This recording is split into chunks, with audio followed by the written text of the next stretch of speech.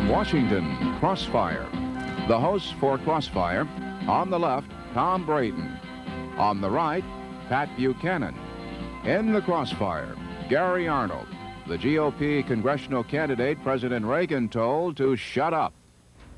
Good evening. He looks like Lenin and talks like Lincoln. That's the campaign slogan of our guest tonight, who achieved instant celebrity status this morning after having braced President Ronald Reagan yesterday right there in the East Room of the White House and winning from the president a rejoinder he had not used since this occasion in the campaign of 1980. Oh, shut up. My mother always told me that I should never say that, but this is the last night of a long campaign, and I've heard so many like him, I thought just once I could say it. So, that was the first time, so far as the record reveals, the first man whom Ronald Reagan publicly instructed to shut up.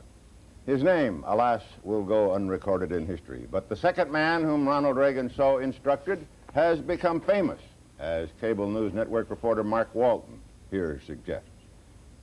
There's hardly a campaign manager or briefing book that would recommend it, but if it's instant notoriety you want, national newspaper exposure, your name plastered across the screen, one politician's apparently found a way. Somehow get the President of the United States to tell you to shut up. And you're on your way. At the very moment 41-year-old Gary Richard Arnold elicited that now famous scolding, he hit the publicity jackpot.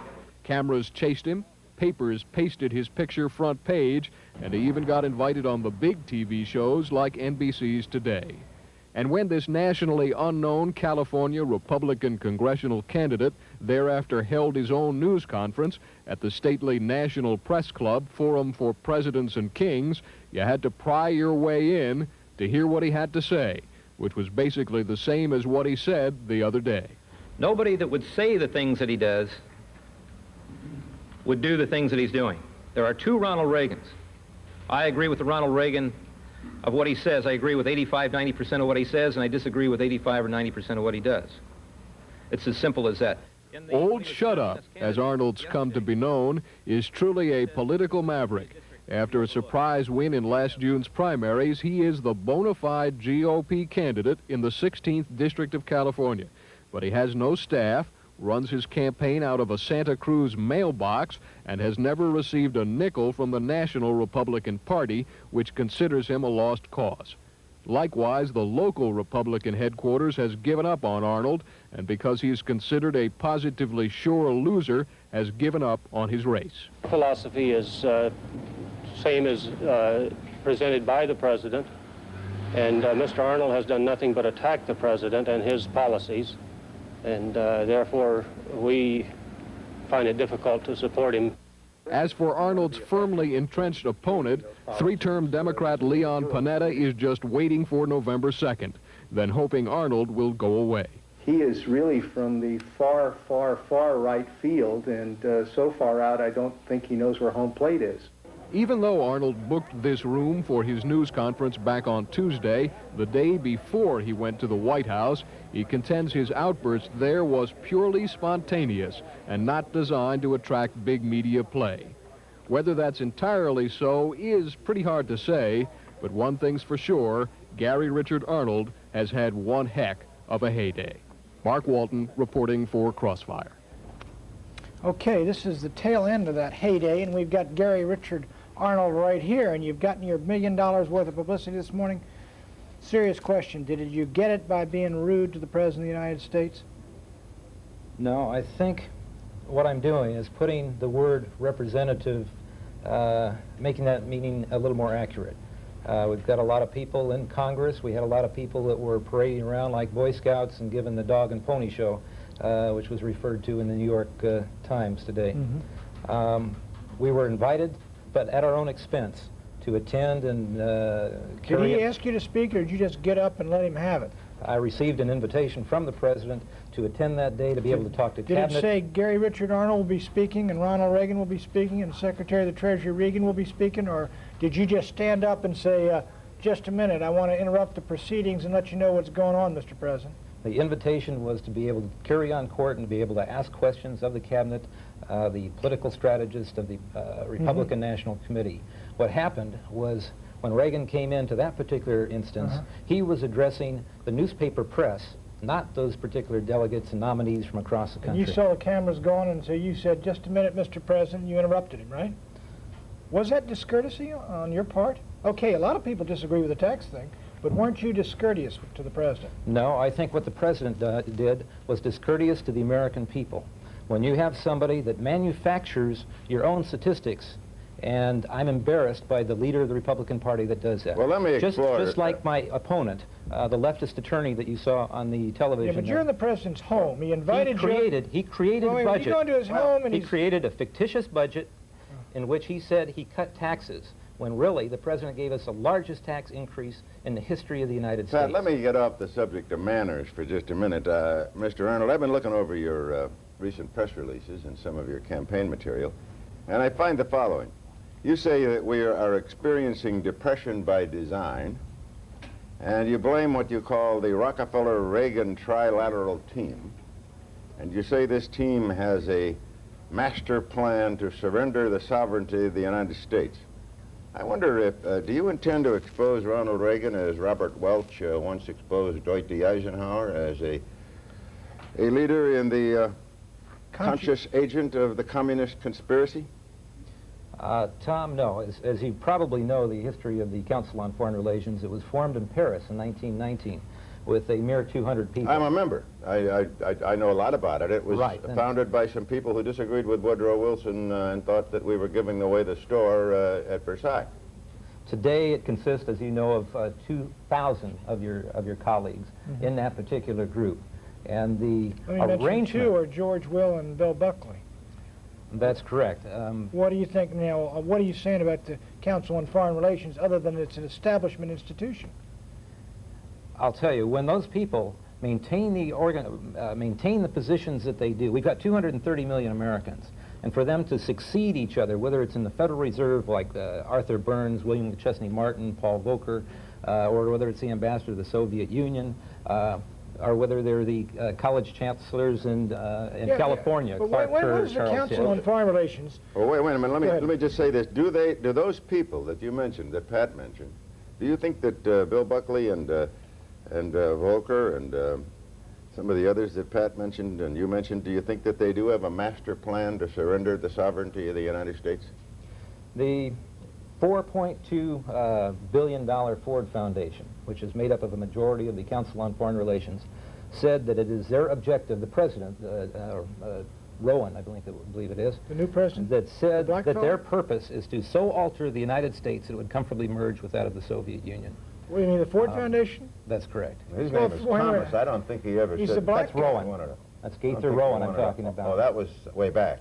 But I don't think... That's a long time ago. The Ford Foundation was then run by McGeorge Bundy. It's now run by a black guy who's taking all the money and putting it into the inner cities to the chagrin of some of the senior members of the Ford Foundation. Well, in the state of California, are you familiar with a book called Economic Democracy?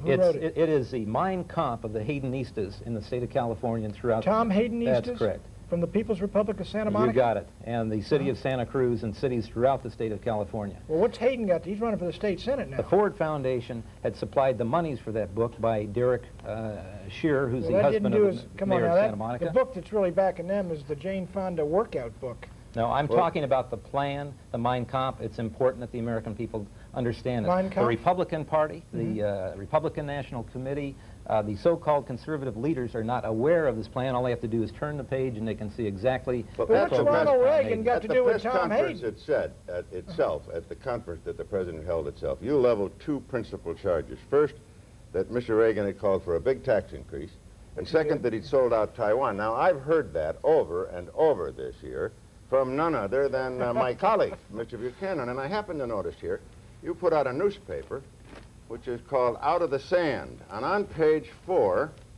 I see a column by none other than my colleague, Mr. Patrick J. Buchanan. Look, I haven't endorsed this man, but I'm moving toward it. Are you taking, is your politics really that of Buchanan? Tom, this is a reprint of a, you're plagiarizing. This is a reprint of the Inquirer, Washington Inquirer, isn't it? It's the exact same print. Are you plagiarizing stuff out of Washington, D.C. newspapers? I have a contract with the Washington Inquirer in which they send the negatives. This is the same thing you get, Tom. You didn't even show me this. Well, Pat, you're got a plagiarism charge here. I consider that the man you said was so rude to Mr. Reagan that you are his mentor. You get all this stuff out about how if we can just cut all the taxes, we'll have prosperity without inflation. And some poor little fellow running for Congress out in California picks it all up, gets himself national headlines, and who's to blame?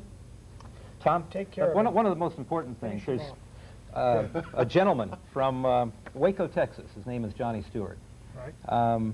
He has put together what a lot of PhDs in political science and history and economics have not done.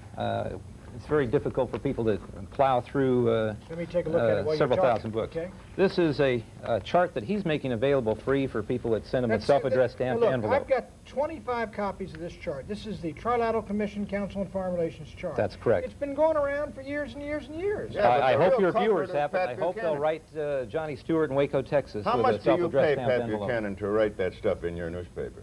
Well, look, now here you got, all right, George Bush, Trilateral Commission, everybody knew that. We knew when Ronald Reagan picked him. Al Haig is gone. Stessel is gone.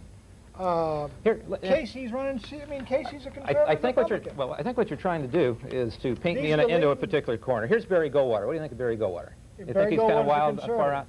Okay, he says, in my view, the Trilateral Commission represents a skillful, coordinated attempt to seize and consolidate the four centers of power: political, monetary, intellectual, and ecclesiastical. Now that's pretty strong. If you read his book with no apologies, he goes out there without any apologies. I have no apologies either. And I think the American people need What is the Council on Foreign Relations trying to do? We have to take a break. Okay. We really have to take a break. And when we get back, I want to ask Mr. Gary Arnold, the man whom President Reagan told to shut up, whether he sends a monthly check to Mr. Buchanan, or Mr. Buchanan, whether he gets a monthly check from Mr. Arnold. One of the Anyway, problems is the money, Tom. we'll be back right after this. In spite of the tax increase, shut up. Look, in spite of the tax increase that we had to accept, we still have the largest tax cut in history.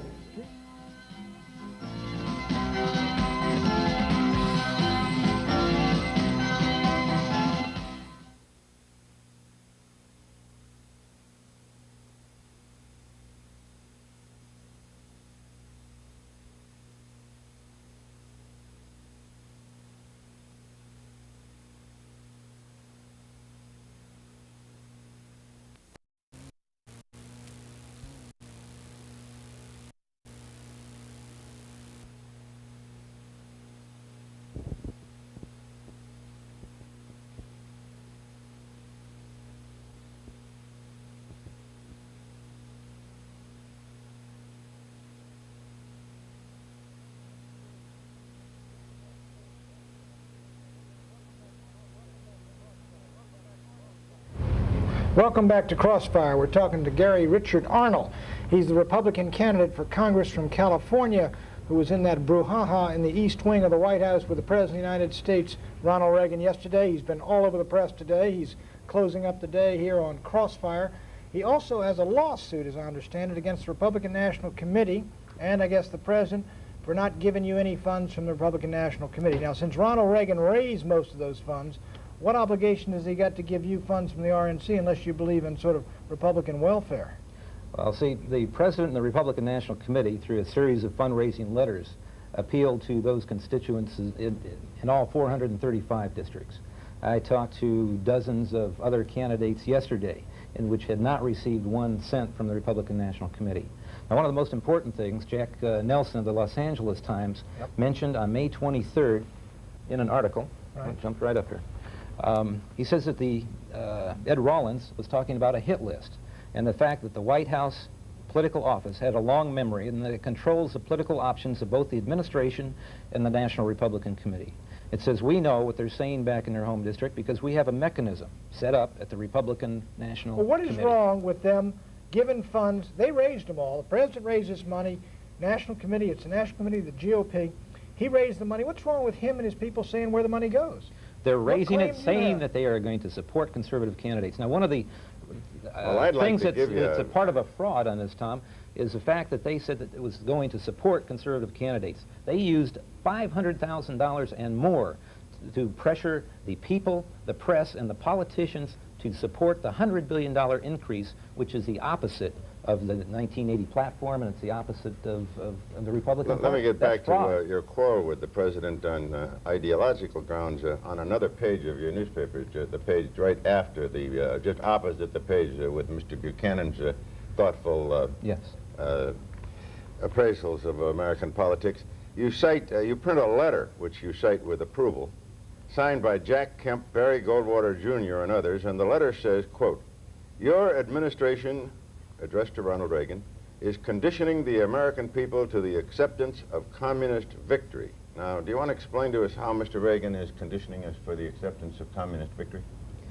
Well, for instance, in the country of El Salvador, we had a free election in which they elected an anti-communist free enterprise Christian, de Abussant. It was our State Department that said, no, he cannot take that position. They replaced him with a crony of David Rockefeller, Alvaro something or other, an international banker. And the line, the direction from Rockefeller went right through, at that time, Hague, to Richard Burt, who's not part of the Institute of Royal Affairs in England and a member of the Council on Foreign Relations. Do you think Rockefeller calls Reagan or Haig or somebody in the State Department and issues orders every morning, or how does this work? Let me repeat this all the way down. It's a straight line. After that comes Thomas Enders, the man that oversaw the genocide in Cambodia. He was very quiet about that. Underneath him is Denton, where 1/3 of the Cambodians were killed by the communists when they took over. Enders was not there. He went out with the Americans. You're saying an American State Department official was responsible for the genocide in Cambodia? I'm saying that they were awfully quiet while the genocide was going on. Well, for instance, right now in Afghanistan, where there's been more than 5 million people killed, where children have explosives tied to their back and they're jumping on tanks, we're feeding the Soviets. We're sending them the wheat and the Americans are getting the shaft. We're sending the Soviet soldiers in Afghanistan? We're sending wheat to the Soviet Union. You can't run an army on an empty stomach. Is that under the direction or under the orders of David Rockefeller? If the people will send for that chart... No, wait a minute. You supported Ronald Reagan. You bet. Ronald Reagan said in the Iowa primary that if he's elected, he will lift the grain embargo and sell wheat to the Soviet Union, yet you supported him. I disagreed with him on that. I think that's wrong. Well, I disagree on taxes, but I don't think Ronald Reagan's controlled by David Rockefeller. Well, Ronald Reagan made the issue of the Council on Foreign Relations and Trilateral Commission an issue in New Hampshire and Florida. He accused Jimmy Carter of having 19 of those Rockefeller operatives in the office, and he said he would go in a different direction. He now has 83. Now, that's just one promise that he's broken. Why are you against him meeting with the President of Mexico out in California?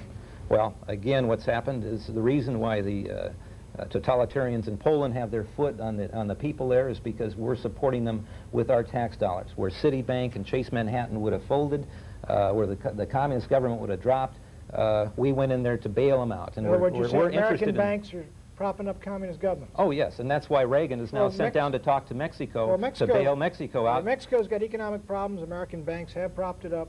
Mexico's not a communist government. Listen, you don't think so?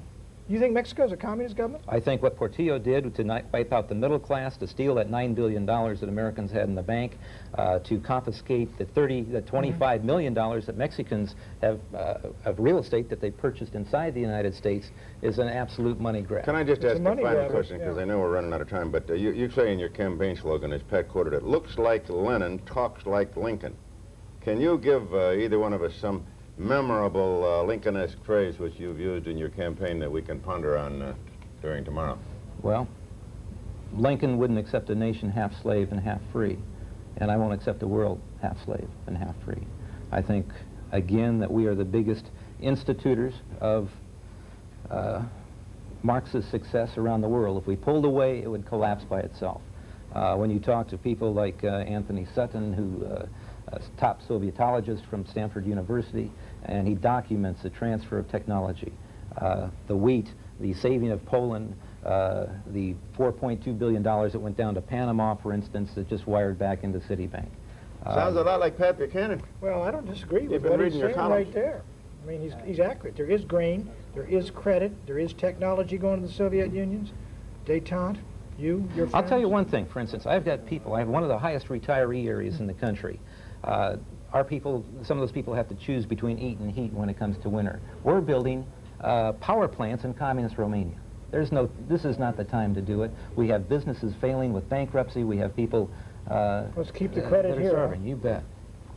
Okay, we've been talking with Gary Richard Arnold, and he doesn't have Mr. Braden's endorsement for Congress, but he's got mine even if he doesn't have Ronald Reagan's. Tom and I will be back in a minute. We're going to discuss his candidacy and his performance here tonight and his performance yesterday in the East Room, won't we, Mr. Braden? We will, Pat. We have a Tylenol taxation situation here, and we have a regular setting into the nation body politics.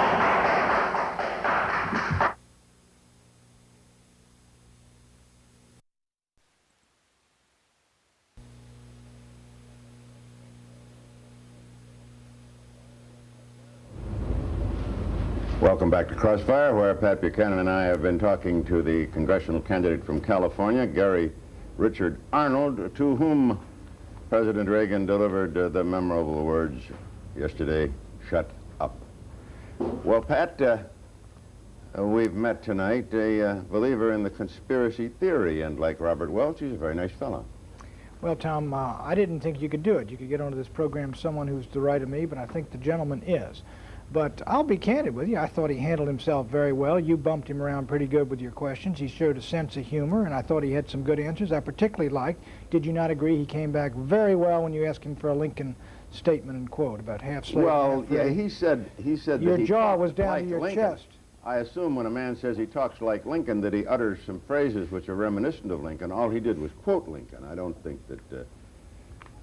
that's particularly Lincoln-esque. But yeah, he's a very nice fellow, as Robert Welch was a nice fellow, the head of the Birch Society. I met him a couple times. The candy manufacturer, very nice fellow.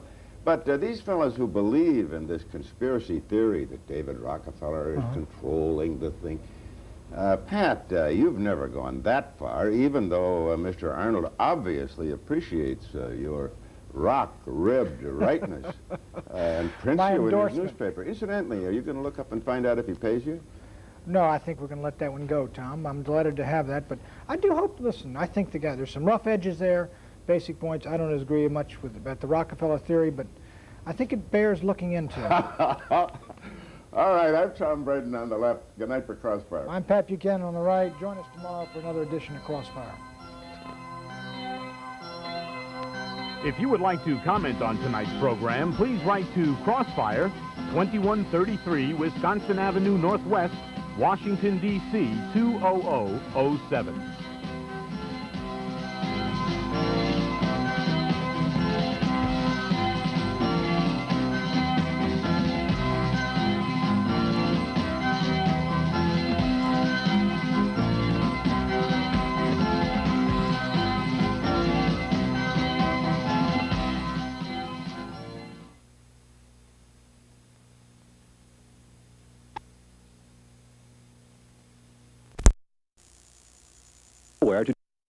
The mainstream candidate in this month's primary. With a flair for promotion that he calls psychological warfare, Arnold sailed to easy victory on a platform calling for the immediate invasion and occupation of Cuba and Nicaragua, and a passionate belief that David Rockefeller is working hand in glove with Marxist regimes to take over the world. What I've done is I've fired some torpedoes, and I hit the mothership. Arnold will face incumbent Democrat Leon Panetta in the November election. By law, the local Republican organizations have to support the GOP's candidate. But individual Republicans on the party's Santa Cruz County Central Committee have labeled Arnold an 8-ball and a political fruitcake, and publicly stated he hasn't a chance. They're more than a little upset that Arnold refuses to toe the party line behind President Reagan. In fact, Arnold is arguing there is no party line. He's devised an elaborate chart to support his charge that the entire two-party system is a hoax, perpetrated on the American public by the 1,800-member Council on Foreign Relations and its political Rosemary's Baby, the David Rockefeller-controlled Trilateral Commission. And they're the most powerful, the strongest organization in the world, in the history of the world. They're distribution is through the press, through the cabinets, whether it's Republican or Democratic administration. The names change, but the chain of command remains the same. Until now, Arnold was known mainly through his eye-catching bumper stickers, which show the Soviet hammer and sickle and say, "Welcome to the People's Republic of Santa Cruz." Its only apparent purpose is to attract attention, because Arnold, who was active in the recent anti-rent control campaign in Santa Monica, obviously knows a good thing when he sees it. Gary Arnold says the Trilateral Commission Council on Foreign Relations conspiracy is the #1 issue in the election. Whether 16th District voters believe that or not, there's no doubt they'll see a lively campaign and face a clear choice in November. In Santa Cruz, I'm Tony Russomanno, KICU TV 36 News.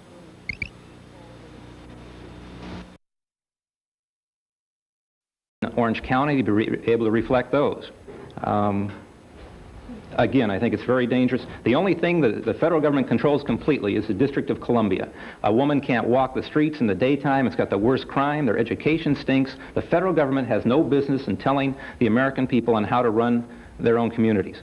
They do not have any constitutional requirement to balance a budget, whereas our cities and counties and states do. They ought to get the hell out of the various communities and let the people solve their own problems. Panel Council on the Federal Reserve was sold to our Congress by Nelson Aldrich, who is the paternal grandfather of Nelson Rockefeller. Today, Paul Volcker, chairman of the Federal Reserve, sits on the multi-million-dollar Rockefeller Fund, which is tax-exempt. In America today, a dictatorship is being built, and it's being done on a bipartisan basis through the Trilateral and the Council on Foreign Relations operatives. For a list of those that are in the press and in the Congress and in the Union, please contact my political headquarters and I'll send you a copy. There are many important issues to discuss, but the very ability to discuss those issues is being threatened, and your right to vote is being phased out. The Democrats, through their new so-called democratic reform, has 4 points, in which in effect tells the voter to go to hell. Number 1, they're against the proliferation of primaries. Number 2, delegates that are elected in primaries will no longer be bound on the convention floor for even the first vote. Number 3, the candidates have to go through peer approval so they don't have any opposition in the primaries, or they have to go through a screening process.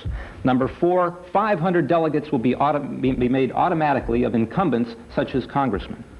Americans are being sweet-talked out of their God-given rights by leftist attorneys and glad-handers and nice guys, out of those people that are part of the Democratic Party that I refer to as the Deathocrats.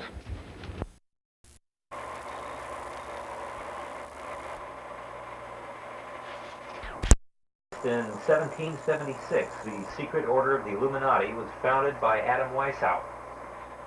The influence spread through the French Revolution, and even we had American presidents warning the American people. We had the heads of both Harvard and Yale mentioning the influence of the secret societies inside the United States at that time. In 1891, on February 5th, Cecil Rhodes formed a secret society, formed on models of the Jesuit and Masonic organizations. The English journalist that lived during that time, William Stead, wrote that Cecil Rhodes' program was designed to have like-thinking people, at least some 3,000 of them in the prime of their life, scattered throughout the world, mathematically selected, working towards the founder's purposes, world government. Frank Adelot, who also wrote about Cecil Rhodes, admits that Rhodes trainees occupy important positions in the Council on Foreign Relations, the World Peace Foundation, and the United Nations Association. The Fabian Socialists in England accelerated that plan for world government. Oxford University was under the domination of the Fabian Socialist Society. That is where the Rhodes Trust sent their scholars to be indoctrinated to be part of an international socialist government. Frank Adelot, writing about the Rhodes Scholars, said if one were to assimilate all the material from Oxford, one would return to the United States as citizen of the world. The deliberateness and the deceit can be seen by the Fabians' selection of their own name, which is after General Fabius, who believed in the gradualism, the salami approach in defeating the enemies. And also you see the stained glass window that was commissioned by the Fabian founders. It includes a wolf in sheep's clothing. Anne Besant, up in the right-hand corner, was a member of the executive committee of the Fabian Society in 1886. She was called one of the finest women orators and organizers of her day. In one of their publications called Track Number 3, they announced that their goal was socialism, and that same year, at their London conference, they paid tribute to Karl Marx. The lady in the lower left-hand corner is Blavatsky, and descent of the Fabian socialist, a Fabian socialist, took over the Theosophical Society from Madame Blavatsky, quote, to oppose every form of theology, especially Christian, unquote. This Fabian socialist and dissent was the co-editor of Lucifer and was the president of the Blavatsky Lodge and of the Fabian Society in India.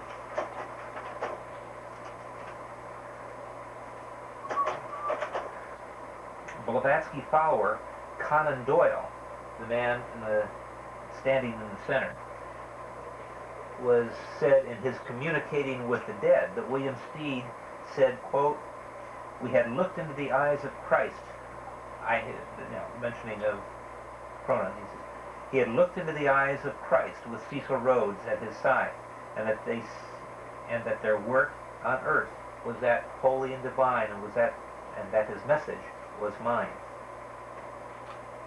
Anyway, what we have here is a man that's saying that he's communicating with the dead, and that Christ's work here on earth is being done through Cecil Rhodes, and that Cecil Rhodes' work is really Christ, that building the world government. The communist assassin, Sirhan, requested 2 books in the Los Angeles jail after killing Robert Kennedy. One was A Secret Doctrine by Madame Blavatsky. That is the text of the Theosophical Church.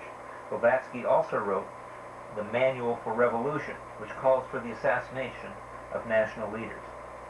The New York Theosophical Church shares its chapel with the Carnegie Endowment for International Peace of Alger Hiss fame. Robert McNamara, head of the World Bank, belongs to the New York Theosophical Church. Remember again that their purpose is, quote, to oppose every form of theology, especially Christian, unquote.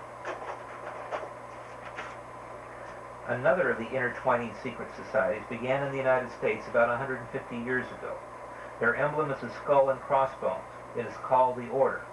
The primary spawning grounds is Yale University. It is the president of Yale, Kingman Brewster, who said, quote, "Our national purpose should be to abolish our nationality." Of course, he is selling world government, which the secret societies intend to run. According to Dr. Anthony Sutton, who is now in possession of some of their forbidden papers, claims the Order is the controlling brain for such groups as the Trilateral Commission, the Bilderbergers, the Atlantic Union, and the Council on Foreign Relations. The Council on Foreign Relations, according to a book by U.S. Senator Barry Goldwater, is a vehicle for multinational consolidation of the commercial and banking interests by seizing control of the political government of the United States. He said that the Trilateral Commission is, quote, "a skillful, coordinated effort to seize control and consolidate the 4 centers of power, political, monetary, intellectual, and ecclesiastical." Those were the definitions given by the United States Senator Barry Goldwater in his book, With No Apologies. A book Ronald Reagan said was required reading for those that wanted to know the inner workings of the political world. The inner workings, knowledge of the inner workings, is essential to understand virtually all of human activity. There is no way to understand political or social activities at the local, state, or national, or international without understanding these 2 organizations, the Trilateral Commission and the Council on Foreign Relations. Woodrow Wilson and his Rasputin-like advisor, Colonel Mandel House, were wholly devoted towards the establishment of world government. The League of Nations was to be their framework of this scam and to grab for total world control. World government is a project of the super wealthy and the international bankers. They use their secret societies to manipulate citizens and movements towards their world government goal for total domination. Woodrow Wilson failed in his job in convincing the United States Senate into ratifying the League of Nations Treaty.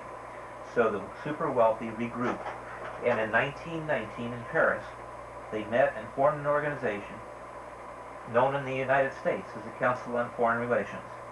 to so alter the American society that they could mold it for acceptance of their world government plan.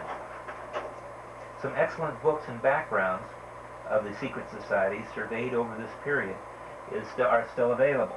A number of Nesta Webster's books have been handsomely and inexpensively reproduced.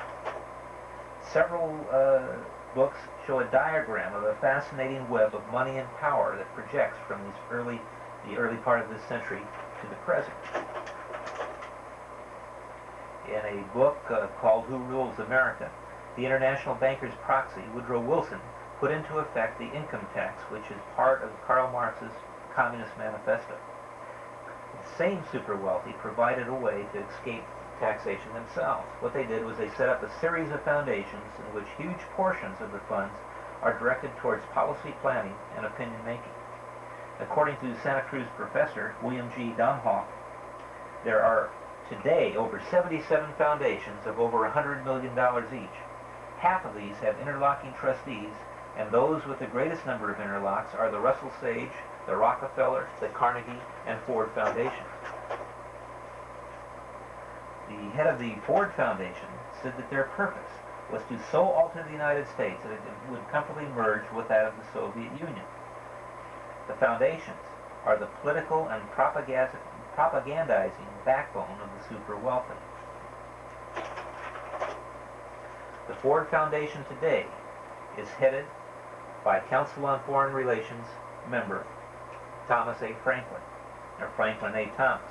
Rhodes Scholar Hedley Donovan is a trustee. He is a member of the Council on Foreign Relations and serves as a trustee on the Carnegie Foundation. Hedley Donovan is an example of one of those interlocks that we just described.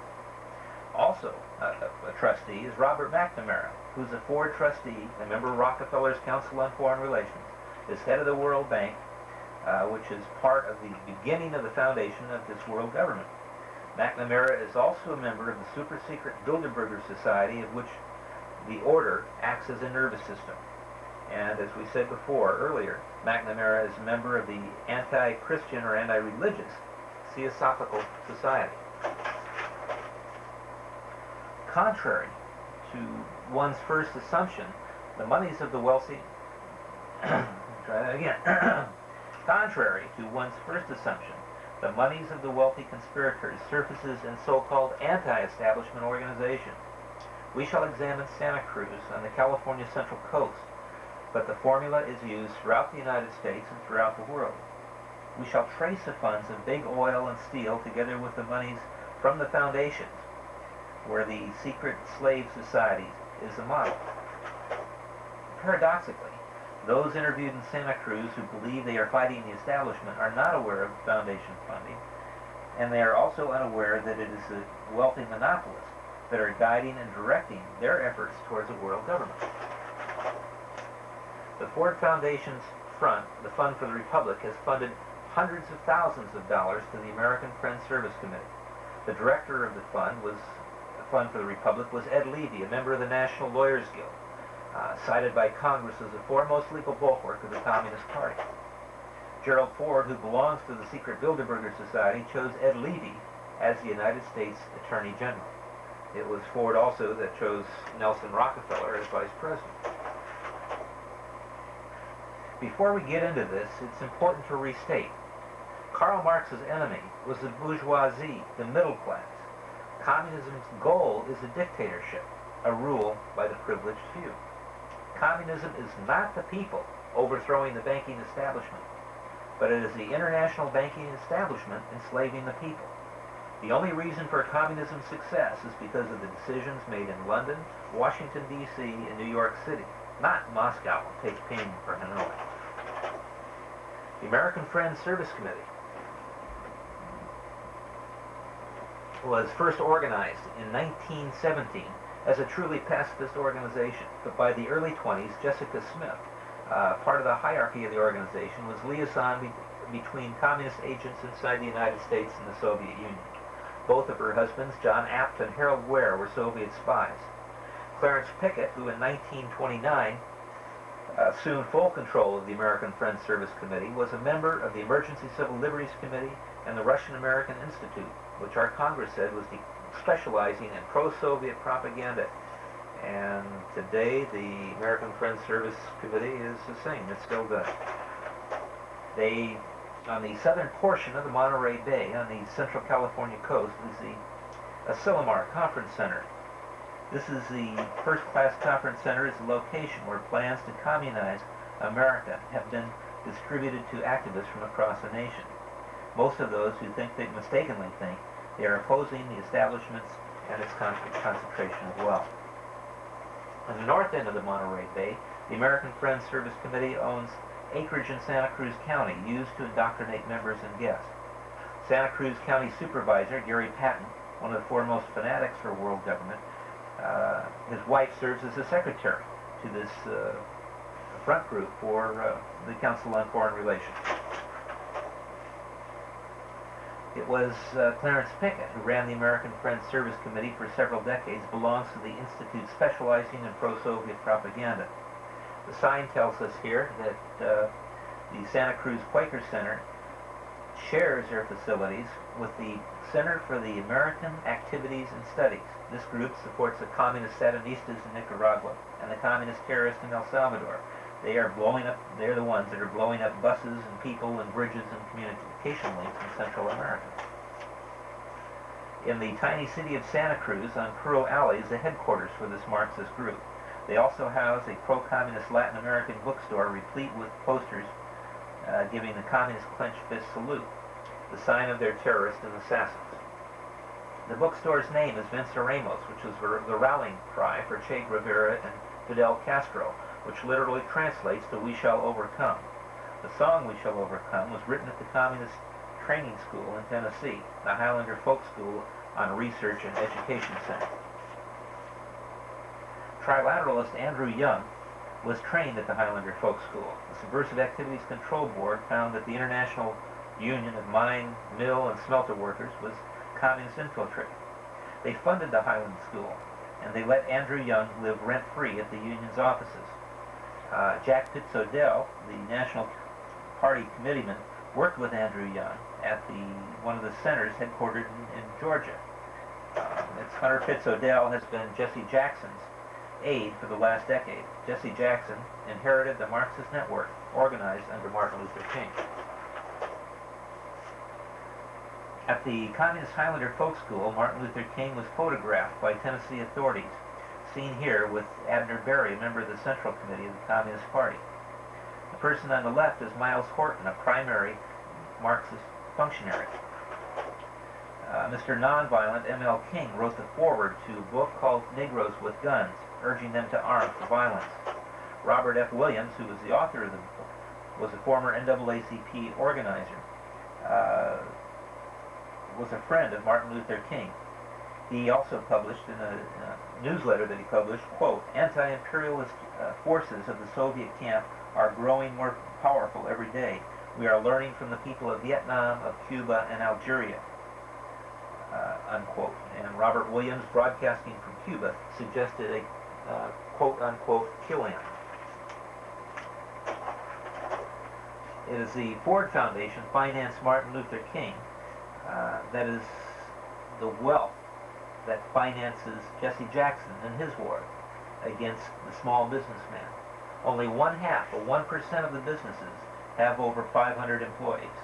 It is that 0.5% that dictates politics to the rest of the American people. We find that the super wealthy funding some of the most deceived people on earth. Members supporting Martin Luther King in this particular project is the NAACP, the National Lawyers Guild, the American Friends, the Women's League for Peace and Freedom, all working to alter the United States to become more like a USSR slave system. Let us trace the megabucks from the multi-million-dollar Carnegie Foundation. Realize that 50% of its trustees, over 50%, belong to the secret Council on Foreign Relations. The communist convicted Soviet spy Alger Hiss used to head this foundation. Secret Bilderberger Joseph E. Johnson followed Hiss's chairmanship. It was Johnson who financed a 170-page plan for the UN invasion of South Africa. imagine an endowment for peace offering plans for war. The forces Bilderberger Johnson supports are those forces giving the communists clenched fist salute. Remember, the communists are the proxies of the super wealthy, killing competition so that the super monopoly assumes power. Joseph E. Johnson is a trustee to the Aspen Institute. The Aspen Institute is the most scientifically created propaganda machine for the relinquishment of individuality in the United States. The Carnegie Foundation also funds the NAACP and the National Lawyers Guild, the foremost legal bulwark of the Communist Party. It is the super wealthy that fund communism. That's the big secret. It is designed to destroy the middle class and to create a slave system similar to that in the Soviet Union. In Santa Cruz, another outfit that cons people into supporting programs of the super wealthy is the Resource Center for Nonviolence, meaning violence is okay for the communist revolutionary regimes around the world, but not for those trying to resist communist terrorism. According to their own brochure, their staff is interchangeable with the Fellowship of Reconciliation and the War Resisters League. Their European affiliate is a front for the Communist Party. The Resource Center for Nonviolence is a major transmission belt for Marxist and communist propaganda. They provide films by Paul Jacobs, who was a Trotskyite and a member of the Young Communist League, and they promote George Lakey, a member of the War Resisters League, who agitated on behalf of the Marxist Black Panthers.